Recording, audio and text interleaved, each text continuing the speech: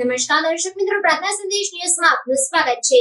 દાહોદ જિલ્લામાં સિંગવડ તાલુકામાં શ્રાવણ માસના પહેલા સોમવારે કાવડ યાત્રાનો બાંડીબાર ત્રિવેણી સંગમથી શુભારંભ કરવામાં આવ્યો। પ્રાપ્ત માહિતી અનુસાર દાહોદ જિલ્લાના સિંગવડ તાલુકામાં શ્રાવણ માસના પહેલા સોમવારે કાવડ યાત્રાનો બાંડીબાર ત્રિવેણી સંગમથી શુભારંભ કરવામાં આવ્યો હતો, જેમાં મોટી સંખ્યામાં શિવ ભક્તો ઉત્સાહભેર જોડાયા હતા।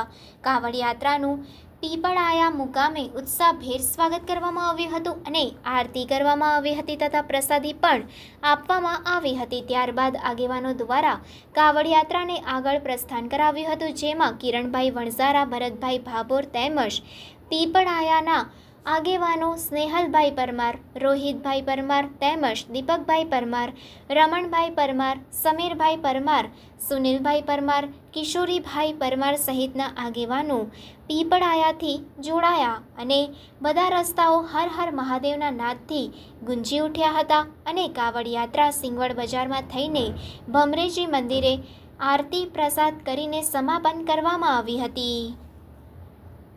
રિપોર્ટર વિજય એસ બારિયા, પ્રાર્થના સંદેશ ન્યૂઝ, દાહોદ।